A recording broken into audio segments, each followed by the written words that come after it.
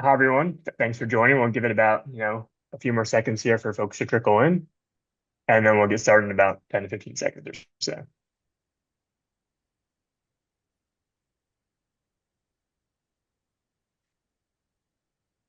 Awesome. Well, hope your day's going well so far, CJ, and excited to do this here with you. Oh no, I'm happy to be here. My kids are out of the house too, which is fantastic. Still preschool starting, I should say. Yep, Yeah. yep. Awesome, awesome. Well, thanks everyone for joining the webinar today. We really appreciate you taking the time here.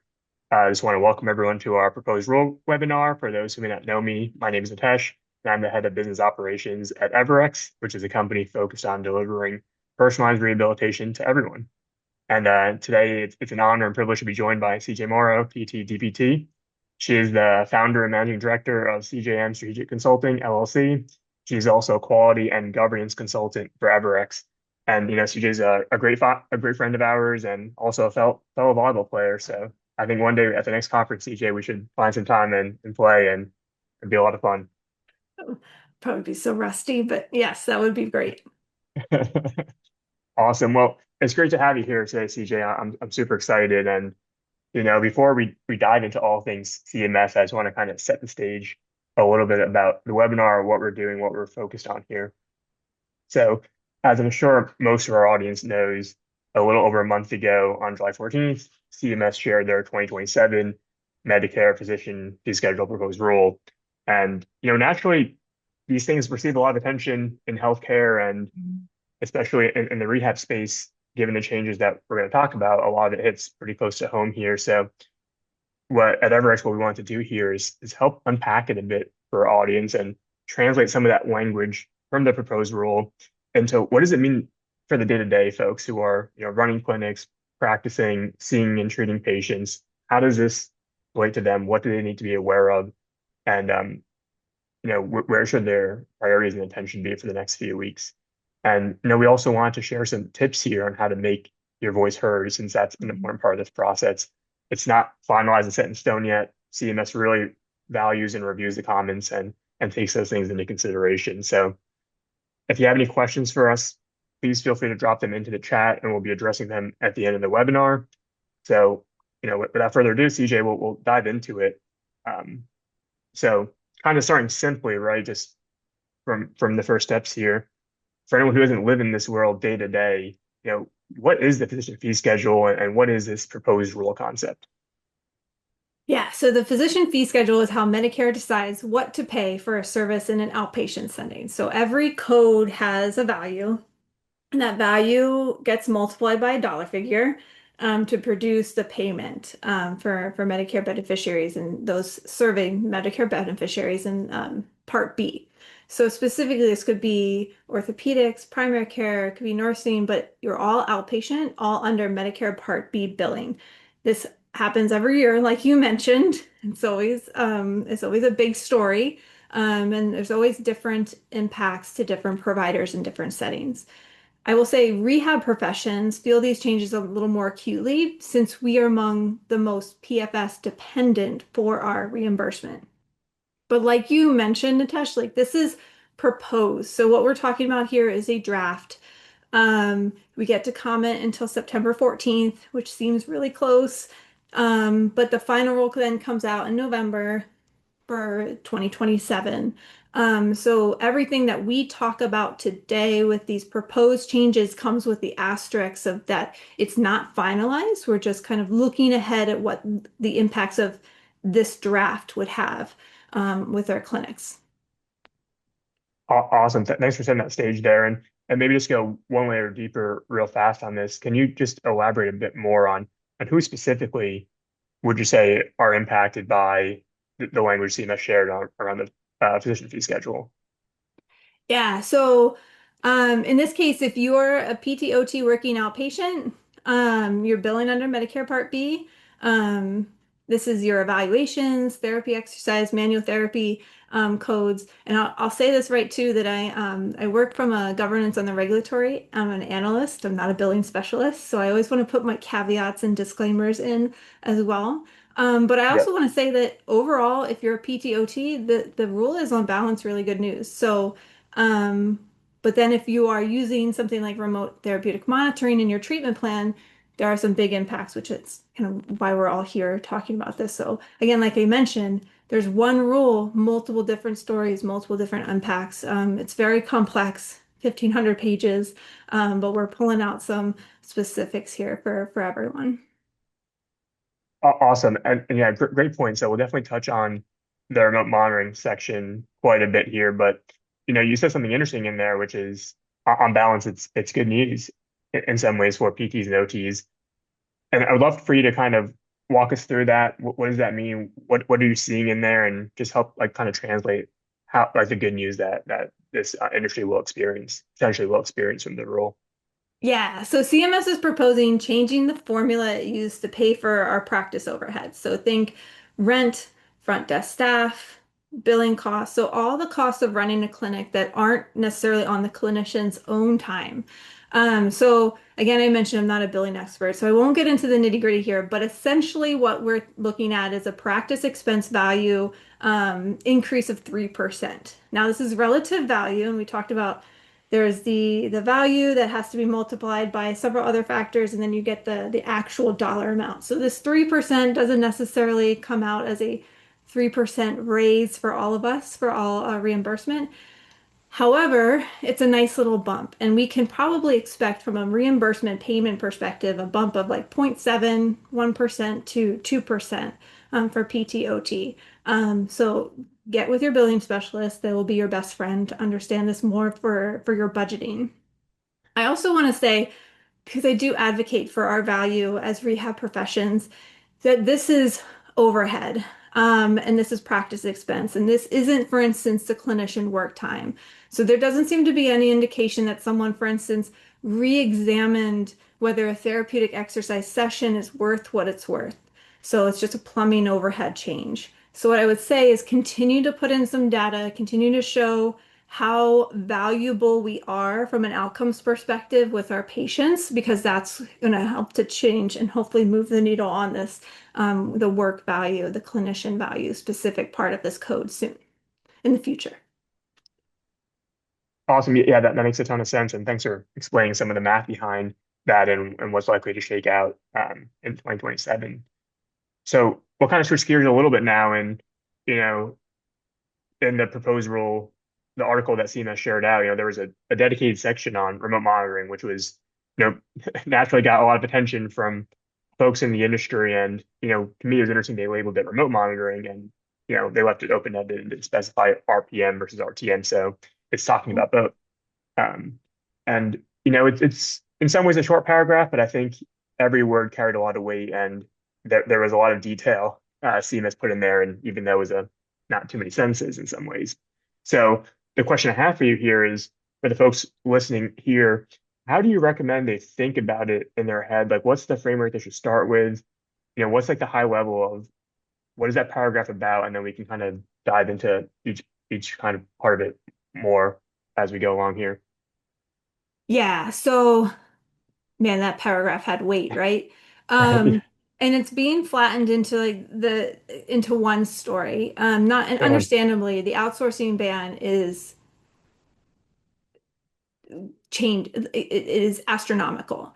Especially if that's your model from a vendor perspective and your model from just trying to get by using RTM in the clinic, right? But overall, it's the changes to RTM kind of can be separated into five different proposals. They'll hit with different mechanisms, different clinics a little bit differently. So here's kind of all five, and then I know we're going to dive deep into them. So Yep. one, there's a floated idea, not proposal yet.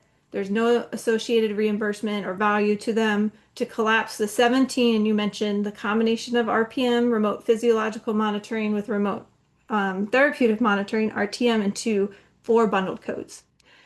Two, there's a change to require an initiated visit. So this would be a face-to-face visit that would need to that would happen, a synchronous visit, telehealth or in person that would kick off monitoring. Not that big of a change for what we do since we already have this to pull in education, right? The third, monitoring would be limited to established patients. And I think this is more on the RPM side. It's just kind of extending to RTM. Again, this is patients that you already have a relationship with. Doesn't really change too much on the rehab side. We just need to be a little more cognizant of exactly what establishes that relationship. Four, and this is one, and I know everyone's focusing on the outsourcing, the impact outsourcing, but I also think that this one's critical as well. And it's hard to see the full impact. Definitely not hard to see. I think there's a one line on revaluation, the data transmission codes, but it's a revaluation of the data or data transmission codes. And for MSK RTM, that's 98977 and 98985, which is the new 2026 one. And I think this one's really big. And then the fifth one, that this is a big one. The staff doing the monitoring would have to be your direct, quote unquote, direct employees. So no more contracting RTM out. Really great summary there, CJ. Thanks for walking us through all that. And yeah, there's a lot to keep in mind there. Some maybe not so massive changes to clinical workflows, and then some obviously the magnitude of the changes, Mhm. if right now it's proposed, so if passes, it's quite large. So, I definitely want to spend time on a lot of the major ones today, but maybe even before going into too many details. The first one you mentioned was interesting. You talked about there are 17 codes potentially collapsing into four, and specifically the G code concept. So Yeah. can you maybe just walk us through a bit more on that? How is CMS go from 17, and some of them are near, right? A couple will release this Yeah. year, which Yeah. was a great sign of like how important RTM is to the industry and patient care, and now it's going down to four. So yeah, maybe just walk us through, what does this mean and what should folks kind of just be aware of about this? Yeah, so now RTM codes are like they're CPT codes. And so that's the code set the American Medical Association maintains through a physician-driven panel and valuation process. And then they publish that 300-page manual on CPT codes for 2026. Um, but they're individual codes. So, it's lunchtime on the East Coast here. So we think about it as like a buffet. So I can choose which ones that meet my need at the time. So for instance, if I had a patient doing RTM right now and they've engaged with the app for 5 days, let's say for simplicity, they've sent me 5 data transmissions, then I can bill 98985. However, I've only had 9 minutes of monitoring with them, so I really you can't bill 98979. So I can pick that 989,585 from the buffet, but I can't have 98975. The G code is another kind of code, which CMS writes and controls internally. So CMS is floating that RTM codes go into G codes, which are HCPCS or HCPCS level 2. And so 17 individual buffet options would then come into 4 price fix menus that you can't. You either get all or nothing. If you missed one element like before, so let's say we did our setup and education and then we could bill 98985, but we can't bill 98979, then that one bundled code goes away. We can't bill that at all. And some of those new 2026 codes would be impacted here as well. Um, so please remember though, this is a comment solicitation. It's not a full proposal yet. There's no valuation associated with it. So I would say nothing here is decided. I would say it's also pretty likely that this is not something that will come out in the final rule, especially when we're looking at other changes to RTM in the same proposal. And discussing with your billing expert would definitely be more on how it would specifically impact your clinic. But the two main things, it's an all or nothing. And then also CMS controls how it's valued and defined versus AMA. Gotcha. Yeah, thanks for walking us through that as well.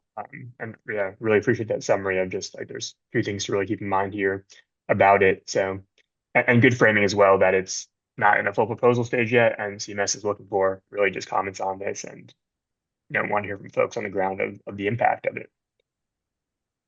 Awesome. So, you know, this what I'm about to say next is not a surprise to anyone on this webinar, I'm sure, but you know, clinics are facing declining reimbursements and it happens year over year, and it's a really strong headwind to the industry. We see reimbursements keep getting cut, and it's harder to make the practice economics work, and that's really unfortunate for you know the staff and the patients as they're trying to get the best care possible. Um, one of the topics you touched on earlier was device revaluation and things on that nature. And so I want to kind of unpack it a bit more for our audience here. What's your interpretation around the proposed changes on these device codes and revaluation, and what should folks who are doing RTM currently or thinking about doing RTM, like what should they be aware of and how should they think about this? As we know, reimbursements is a really important topic for folks who accept insurance.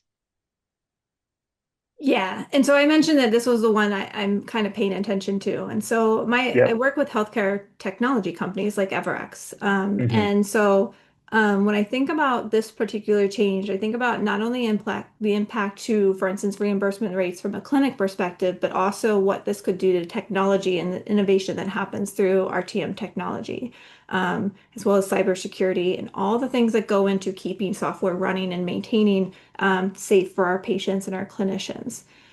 But let's take a step back and think about what these codes really are. So typically, you have a code that has kind of like a three-legged stool. You have the clinician's work, the practice overhead, and liability or malpractice.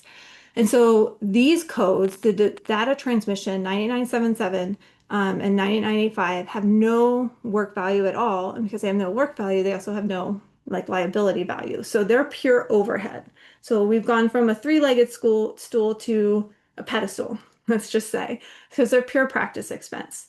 Um, and so when CMS changes how it values the overhead of these codes, it's not trimming one leg, it's trimming essentially the whole height of the stool. So today, 9977 and 9985 are the codes built around the device. And in RTM, especially with MSK, this device is software based. It's the monitoring system assigned to the patient for the month, which is what you do as a clinician. So CMS is proposing to kind of throw out again and rebuild the code by borrowing cost inputs from something else. And this swap is what's driving the cut. And I'm going to apologize for this. I need to get into the analysis weeds a little bit. It's not a habit. I'm trying to break my habit. I shouldn't say it's not a habit because That's I'm trying okay. to break it. Yeah. But it's really hard to see the full picture, especially if you're just reading the one paragraph on the news Yep. article, right? We actually Hmm. have to dive really deep here. Um, and so if you look at beyond the news article, when the rule is published on a page, there's this whole bunch of list of supplemental files that you can download. And of course, I'm one that downloaded them. So you look on the rate sheet, and if you pull up the 2027 number for the MSK device codes, it looks like a 19% drop. And I'll be honest, a clinic might look at that and think, okay, I have a $40 9977 code that might drop to, 19%, which is like $8. So now Yep. next year it's $32. But 19% here isn't the proposal, the full proposal. It's actually a speed limit in this case. So there's a statute that says that if a code would fall more than 20% or more in a single year, CMS has to phase in that cut. And it caps the first cut at 19%. Now we all have our detective hats on. We go into a separately published file, which is the phase in file. We can see both numbers. We see a capped year one value and an uncapped destination, which now we can see is on the orders of three-quarters below, which is 75% reduction where the code sits today, landing over 2 years. So the full impact of the 2 year phase cut depends on honestly several factors for 2028. And we can't say like a crystal ball on where it's going to specifically land. But what we can see now is the drop is significant. And I will say to the point I ran this number multiple times because I couldn't believe it. And I was like, no, no, I have to make sure it's correct. Um, and so when we think about the $40 code that we have now, that goes to $32 next year. This then is reduced further to $10 potentially in 2028. So when I think about, clinics reimbursement, this is a big one, but also the ability to maintain, monitor, keep our software secure for our patients, it's a big impact. And this all goes to the fact that these codes in particular are overhead and they don't have, work, and they don't have liability to kind of shelter some of these cuts for them. I'm glad you took the extra, kind of went the extra mile to like unpack that in what the file CMS shared, because it's a great point you made that in the news article, it's not really this specific at all. It's just kind of, we're considering revaluing the device payment. And it kind of just has like a one sentence on that, and it doesn't really go into that much detail. Yeah. And and as you mentioned, right, like that first year, maybe that's survivable, not the biggest impact in the world, not ideal, not great by any stretch of the imagination, but maybe practices can kind of reorient their workflows around it and be able to make it work. But again, not ideal. But as you mentioned, it's like the speed limit and not the destination. And I just want to like make sure I understand this well. Did CMS like specify that destination value, that destination percentage, or is that kind of like you have to do some math there to figure out where it goes beyond 2027? How did you come to that $10 number you were mentioning? Yeah, so I did math on the dollar. So don't quote me on the dollar amount. I just Yeah, figured that sometimes dollars are easier to understand yeah, than for all these sure. cuts. If Yeah, you look in the phase-in file, you'll see them. And I'm happy to go. I'm happy to go into my methodology and my math. yeah, But that's really getting in, in the weeds. And it's better to kind of show it. Um, but it is a significant drop, and you have to piece it together through a couple different in the phase-in files where this information would be, which honestly, if you're a busy clinic owner or clinician, you're not going to right. look into. I'm sure it's part of my personality quirks that I was like, no, I have to look at all these files, and pull them all together. But this is really hard to find. There is indications of other analysts that have looked at this and seen a similar drop, because it isn't just, for instance, these two codes. There are other phased-in codes as well. But it is a significant drop, and it also comes to how CMS is asking for data around device cost. And I know Hmm. we're going to talk about kind of our interpretation of what CMS really is asking for with these proposed rules versus kind of what they're kind of guessing at, and how we can help with that too. Awesome. Yeah, really appreciate it. And thanks for staying us on the math. But that could be, another webinar session on its own. Okay. Well, I again want to change gears slightly now too. And, when this came out, the proposed rule, and, many folks I'm sure read kind of that article at least.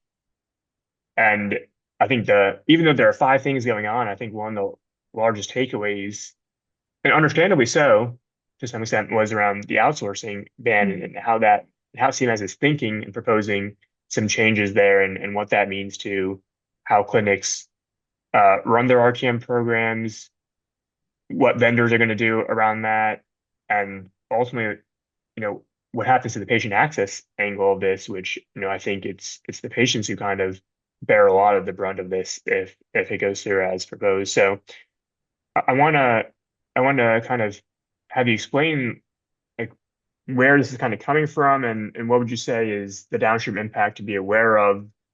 Granted, I know it's in the proposed phase right now, but where do you think, what are you reading about this, and what should folks be aware of and keep in their heads around this? Yeah. I mean, you mentioned patient access, right? And we're currently in, PTs in a workforce shortage. So, Yeah. many times in order to help support our patients ongoing care outside of which, by the way, when we have home exercises, right, and we say like home exercises that happen at home are one of the most critical points of actually getting better, and we have research to show that. Yep. RTM is a vector to help with that Hmm. engagement. Um, but we need help. Like the clinicians in the clinic are focused on the face-to-face care that are happening. And so sometimes like external monitoring they just need help with that. And when we think about, the words of direct employee or quote unquote the practice in all this messiness, which is, I'm going to put it out there, it's messy, Yeah. is we just don't know. Or at least from a literal standpoint, I can't see a clear direction to interpret within this. So we have CMS, which writes only really in the RPM RTM section. So I looked through as best as I could 1,500 pages. I did not read them all. But this is really the only section that it comes up with from a direct employee standpoint, Hmm. especially the words, the terminology. So CMS says clinical staff have to be a quote unquote direct employee, but then it never defines direct employee or the practice. And direct employee isn't really a Medicare payment term that we've seen before. In the same area, in the same section, CMS points to section 410.26, which is the incident to supervision regulation. But that regulation expressly allows leased employees and independent contractors. So this seems to be like the opposite, honestly, of what I would think a direct employee seems to require. So CMS is pointing at a rule, 410.26, that's undercutting its new language. I mentioned I looked through and I really Yep. couldn't find it anywhere else. Now I'm going to say that it's like in all of this messiness and all of this quest to find a definition for quote unquote direct employee, what if I can leave you with one thing, the audience, maybe not you, Natesh, but the audience is please don't write in your comment to define, asking CMS to define direct employee. I think the confusion isn't necessarily that we need a definition for direct employee, it's that they're pointing to two different things that kind of are in opposite directions, and we need to know how they square up because we've been following in with 410.26. And so direct employee seems to contradict that, and so we need to understand a little more clarity around that. So please don't ask CMS to define direct employee, but rather we need to understand how the terms that they were using squares with 410.26. And then a quick note on why we think that, well, CMS is saying that this is why, but CMS is doing this because it's really the first opportunity they've had to address two Office of Inspector General reports, one that was written in 2024 and 2025. And if you're like me, you're like, that's so far away. How, like, why now? And it's because they've been published after these proposed rules have come out. So it's really, this is the first time that they've been able to address this. And those two reports were on remote physiological monitoring, but I can see how that RPM connection is being made to RTM. It's the service delivery and the concept of getting data and then applying clinical judgment to the data, because that's the full package, right? Is similar. It's the same RPM and RTM. So note that the OIG reports are not directed towards RTM. However, in those reports, they flagged cold calling, thin continuity of care, and providers not billing all three components. In fact, they found 43% of the providers within the report and the investigation that they didn't bill all three components. And if we think about what the spirit of remote monitoring really is, like I mentioned, it's you get data, you do something with your clinical brain on that data, and then you personalize or you change or you keep treatment the same. So you make a treatment decision based on that data that you're getting. And then also you educate on why RTM is important, why it's medically necessary, help your patient understand why it's important as well. And this could be also where we're seeing the G code bundles coming to. The combination of all three is what the spirit of RTM should be. And so that could be also some of the impetus behind the G code bundles as well. But here, what we're seeing is kind of a practical impact. And it says RTM right now, RPM right now, but any model built on leased or contracted clinicians, you can think about travel PTs, agency staff, like is in genuine doubt right now. And I will say like my my scope boundary is I will interpret and understand and try to map out the regulatory changes and the rules, but I won't interpret them in a legal. standpoint. So would be a really, if it does come through, this is going to be a good one for your healthcare council to help you navigate and really translate this change into operations. Now, I think that, based on patient access, based on rehab workforce shortage, if we talk about how this particular change will impact our patients, we can have a real chance of helping CMS understand that there's different paths um, to providing RTM. Yeah, really great insights there, CJ, and thanks for kind of drawing all those connections there because when I read that again, that quick article on this, that one section, it doesn't talk about Rule 410.26, and it's not obvious that there's contradictories there that need to be understood and squared away, as you mentioned. So I'm glad you're able to shed some light on, if you go a bit further into the analysis and you can unpack it further, and this is where CMS is coming from, this is what they're talking about, but this is also where it doesn't fully make sense yet. And yeah, that it's helpful to also draw the connection back to the G code too, and talk about where this could be headed. But it's a great point you made around, comments will help CMS understand the real ramifications of some of these proposals. So super helpful there.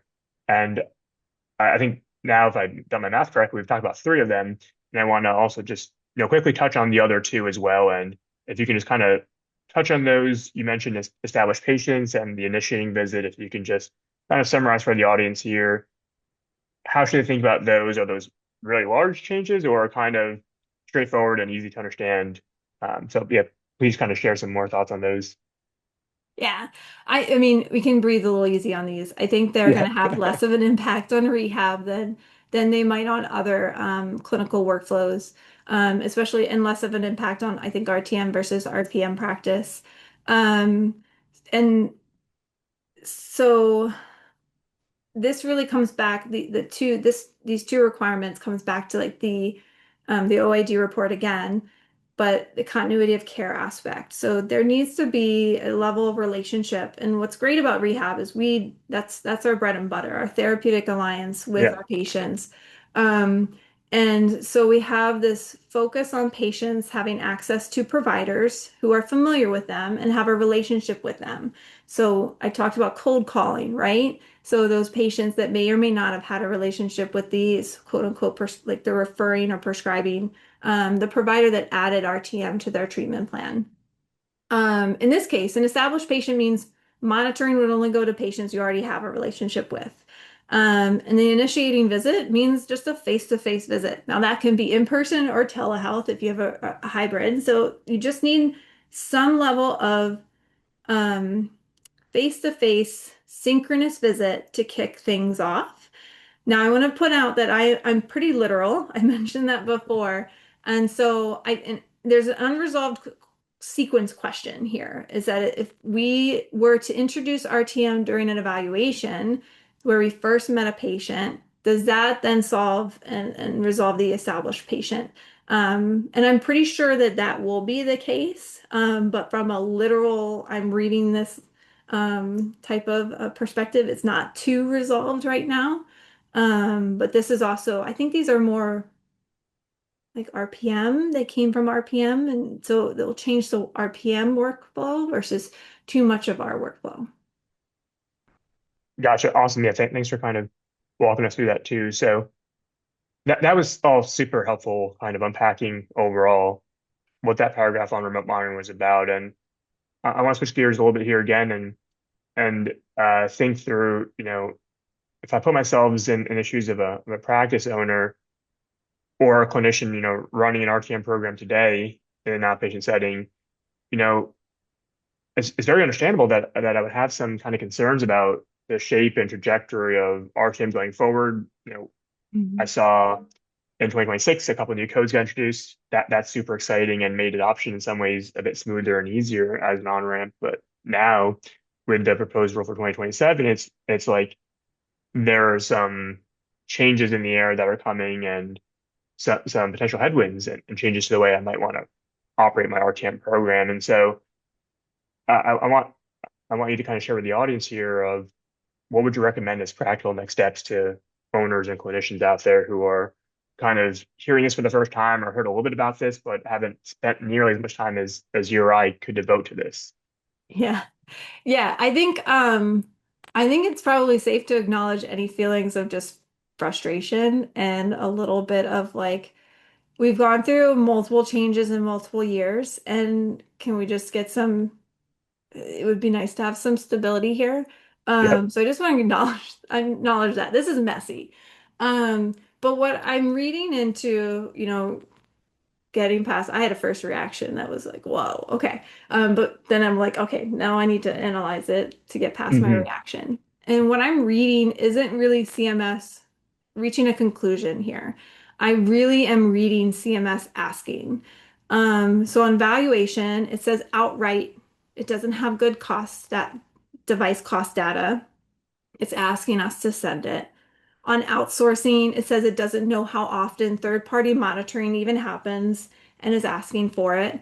So to me, the way this is reading is much different than a locked policy. So we go back to kind of the first thing we talked about. This is proposed draft. And when we have an agency telling us what it's missing, missing information, missing data, the comment window is when we can really fill that gap. And that's not theoretical. So a year ago, comments backed by real claims data moved CMS's position for RTM codes themselves, right? And it was going from, who used RTM codes the most, and it turned out to be, PTOTs. So there's a track record here. And I think there should be a lot of hope that we can provide the right amount of data to CMS so that they kind of are able to hone a little bit of their best guess. I also think that there's a good amount of hope here that we can provide enough data that shows that RTM is a little different than RPM. It's a little different than what they might have seen in that OIG reports, right? But as we think about commenting, I have to put my compliance hat on real quick, is that the voice and what we comment, how and what we comment really matters. So a comment is a permanent public record with your name on it. The strongest and safest version is going to be in your clinician's voice. So we talked about, all five of these proposals impact patient access in some way. We're working through a workforce crisis. Some clinics can only do RTM by outsourcing the monitoring. So when you think about how that translates into providing better care for your patients, better access to your care as well, that's what you want to talk about. You don't want to be an operator. You don't want to voice all the business arrangements. You don't want to say how this is going to impact your ability, your clinic, although it will, and I'm being very empathetic there, it will, but it's around the patients, and that's how we want to write our comments. And this is strategy, not just caution, right? CMS is required to weigh beneficiary access, and it says continuity of care is driving these proposals. It's what OIG found. So access argument is going to hit something that CMS, I think, is going to have to consider. And your healthcare council can help with this too. So sending in things like in your patient access, your stories. Does RTM help with, engagement and outcomes? How does it impact? How does it integrate into your clinical workflows? And if you work with your healthcare council on this, things like actual documents. So, and sending in some device cost data might be really, really helpful too. And it's what CMS is asking for. Yeah, yeah, super good insights there, and I like that framing a lot. And I think it helps kind of just ground our audience in the industry into, let's take some time to understand this, and then also what can we submit. And I really like your point of in our clinical voice about who this truly impacts and what is that impact, and Mhm. are there better solutions or different solutions that can help kind of accomplish what CMS is looking to accomplish, but also keep patients at the forefront of receiving the best possible care that they can, and keeping therapists, having, good work-life balance and being able to do their jobs as best as they can. Yeah. Um, Mhm. yeah, I Yeah, we forget if all we, want the work-life balance, work-life yeah, alignment. Yeah. yeah, exactly.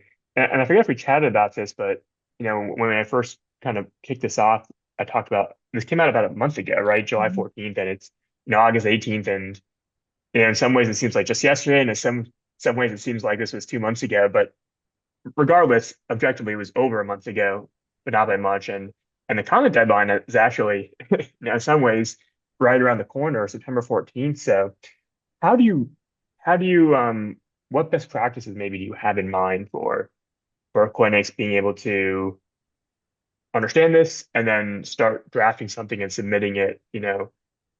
Is it a lot of work? Is it a lot of effort, hours, or is there like um a kind of an efficient way and a still very effective way to do this, acknowledging that, yeah, September 14th is just under a month away.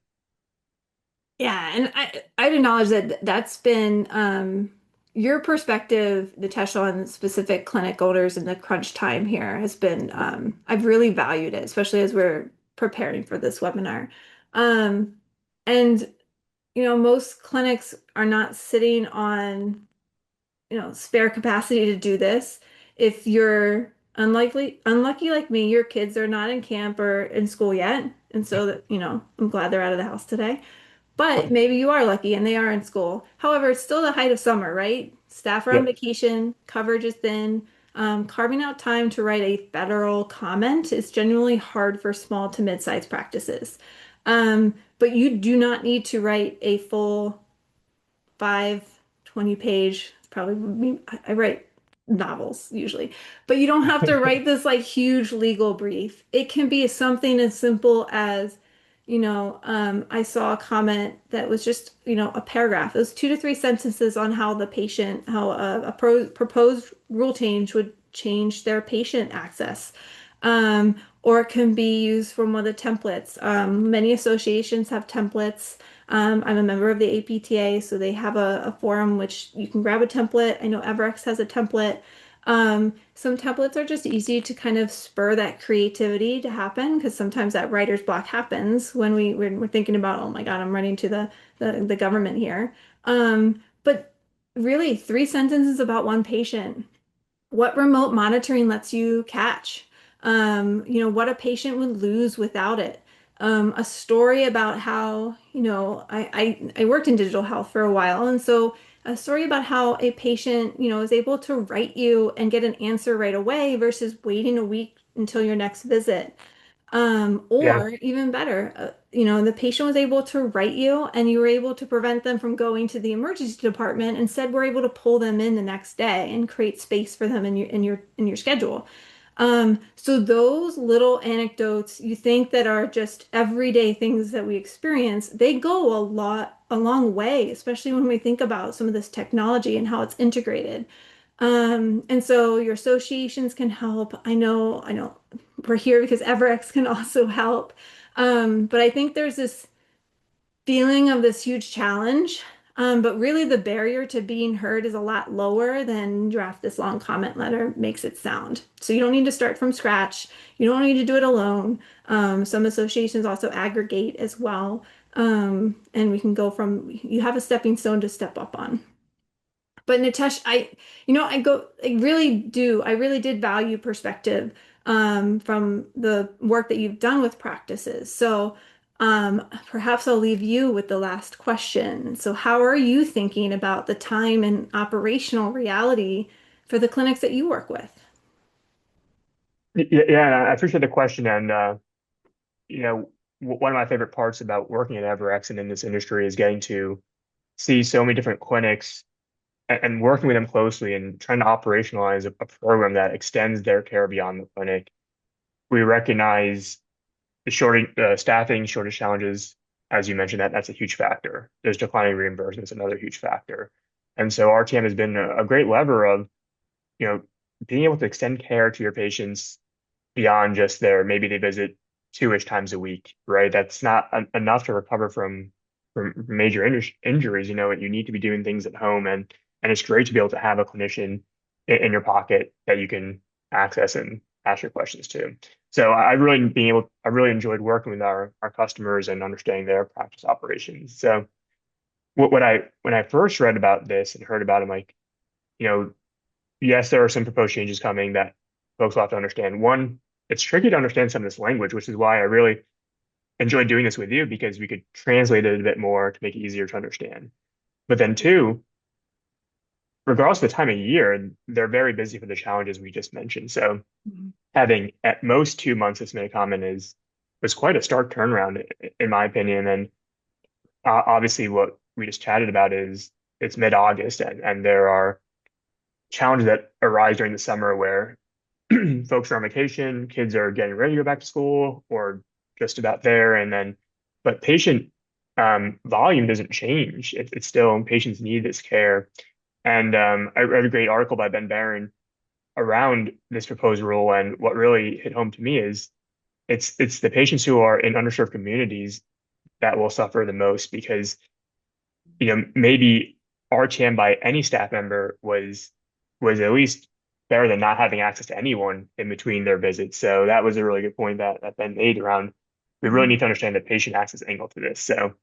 Yeah. So that's kind of some initial thoughts. And then two, CMS, as I mentioned, introduced two new codes last year. So there is a lot of positive momentum around that. And it's a bit of a 180 that practices now have to navigate, where they were just starting to realize how the pieces of the puzzle fit together and how to make an RTM program work. And now there are some Mhm. um, impacts that they'll have to consider of how this shakes out. So while I wish there was some more time to digest this and submit a comment, that's not necessarily the reality today. But I really liked your perspective of it just has to be a few sentences, lean on your clinical voice, talk about patient access and patient stories. So I think that's a really great piece of advice of for our smaller and medium-sized clinics that may not have a ton of extra bandwidth or resources at their disposal.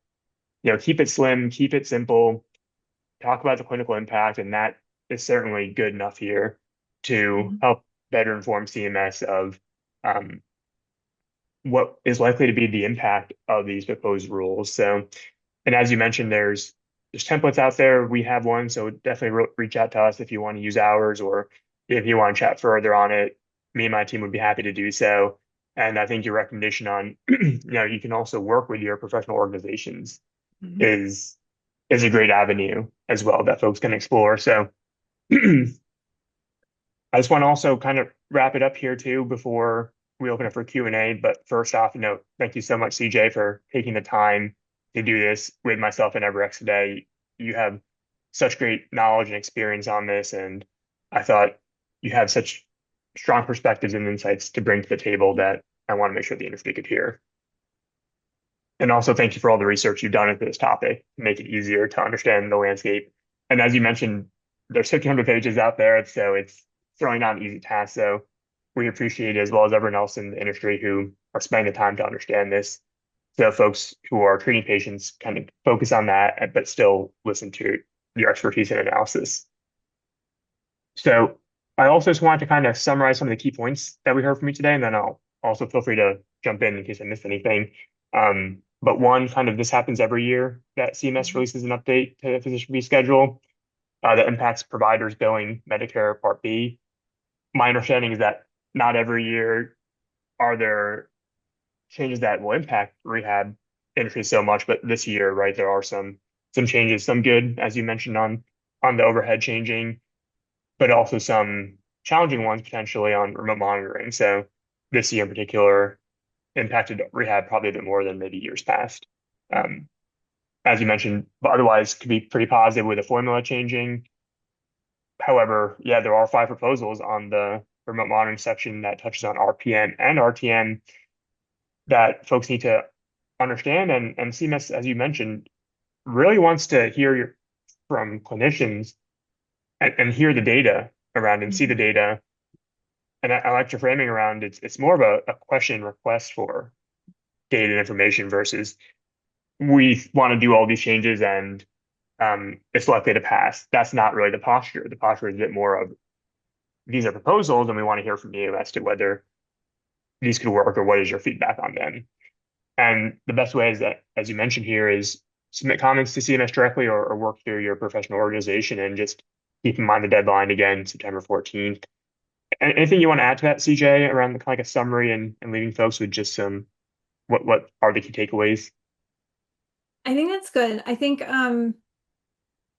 that I will probably admit that I am an optimist. And I think that data can and information can change a lot. Um Hmm. and that I think in previous years we haven't seen so much movement. However, I think that we have an opportunity to see this year some movement and change with the proposed rules. But I think that summary was great, and I really enjoy my time and looking forward to some questions. And thank you so much for inviting me on this as well. Yeah, anytime, CJ. It's great having you here. And before we get into the Q&A, I just also want to let folks know where they can find you and find me. So if you want to connect with CJ on any regulatory or governance for healthcare technology and services topics, connecting with her on LinkedIn is a great avenue, as well as her website, cjmstrategic.com, or email cj@cjmstrategic.com. And then if you want to learn more about how EverEx thinks about RTM, or want to chat about what the proposed rule means, or leverage our comment template, feel free to connect with me on LinkedIn, follow our page on LinkedIn, or Mhm. simply email me at natesh@everex.ai. Happy to chat, happy to connect you with more folks on our team and get you the best possible resources that we can to make an impact here. So with that, we'll open it up here, folks. If there's any questions, definitely don't be shy and drop them in the chat here. So far, I don't think there's any we have to go through. So we'll give it a few minutes here, see if anything pops up. But otherwise, yeah, CJ, it was great doing this with you and really appreciate it. Oh, thank you. Yeah. It is what I think it's delightfully complicated, but everyone else will probably look at me like I have two heads or something like that. So, but that's also why I do what I do. Yeah, it's a great phrase, and part of me thinks, however it shakes out in November, it may be worthwhile to do another one in some ways of Mhm. what does it mean now for 2027? Let's digest what we know is pretty much set in stone at that point. Yeah, exactly. Yes. All right, we'll give it another minute or so. I always take no questions means that we did a very thorough job. So no news is good news, and no questions is also good news, maybe. Yeah. And if you're like me who remembers the question to ask the teacher 30 seconds after the class has ended, you're welcome to email us. I like talking about this stuff. So, you're not bothering or anything like that. So thank you. Yeah, perfect. Yeah, that's a great reminder too. I was laughing at with all the school analogies, which I think are very apt and appropriate. The comment, I was thinking like we don't have to write the book report. We can just submit like a summary of it. It's not, we don't need a 10-page book report Yeah. as a comment. It really can be a couple paragraphs and short and sweet. So I think that was really helpful to hear from you, because I was thinking, okay, wow, like clinics will have to kind of get some pages of data together. And ideally, more data is good, but that's not going to be the reality for everyone who, is just trying to tread water and keep their one or two or three clinics, just get through the summer, get through the winter, close out 2026. So I appreciate that framing and perspective. Yeah, definitely. And one of my friends was pointing me towards reading some of the comments as well. And it's like usually I wait, but I wanted to get a glimpse into what's been submitted already. And so they're already there. If you're a procrastinator like me, then you can wait up to the deadline to get it in, or you can, if you have 10, 15 minutes, um, put something out there and submit it. Yep. Yep. Awesome. Well, I still don't see any questions here, CJ. So Hmm. I think we're all set here, and would love to give folks a few minutes back. But thanks everyone for taking the time to join here today. It's an important topic in the industry, and as CJ mentioned, delightfully complicated. So it's okay to have questions and feel some uncertainty. And I think the key is just reach out to folks in your network, whether it's us or anyone else. Let's have that conversation about what's going on and how we can get involved here. I think the dialogue is really good, and we'll be here and prepare for whatever happens, and we'll continue to support clinicians, clinics, and their patients as much as we can at EverEx. Thank you all. Perfect. Thank you, CJ. Thank you, everyone.